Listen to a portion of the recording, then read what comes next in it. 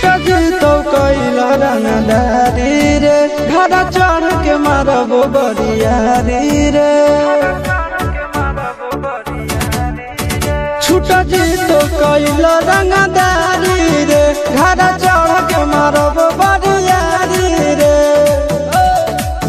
तोरा बाप के न तोरा दादा के चिन्हबो बेटा सब गोली मारबो तैगो गिनबो तोरा बाप के न तोरा दादा के चिन्हबो बेटा सब गोली मारबो तैगो गिनबो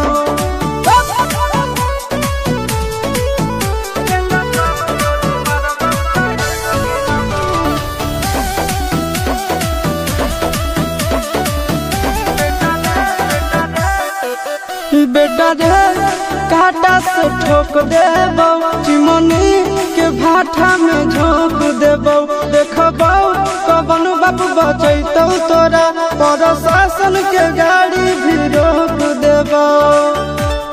बेटा जी सुनो बेटा रे काटा से ठोक देबो चिमनी के भाटा में झोंक देबो देखबो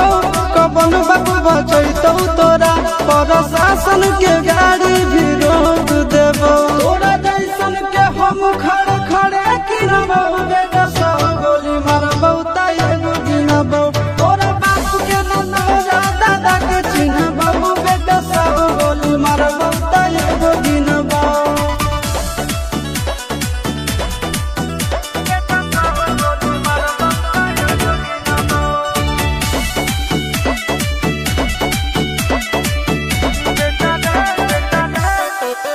बेटा रे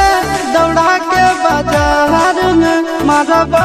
गोली तोर कपार में रंगदारी जे करभी बिहार में गड़ देबो गंगा जी किनार में इतना मार पड़तो न बेटा बेटा रे दौड़ा के बाजार में मारबो गोली तोर कपार में रंगदारी जे करभी बिहार में गड़ देबो गंगा जी किनार में कहो चिंटू आशीष के कारण सुनबो बेटा सब गोली मारबो तैगो गिनबो तोरा बाप के न तोरा दादा के चिन्हबो बेटा सब गोली मारबो तैगो गिनबो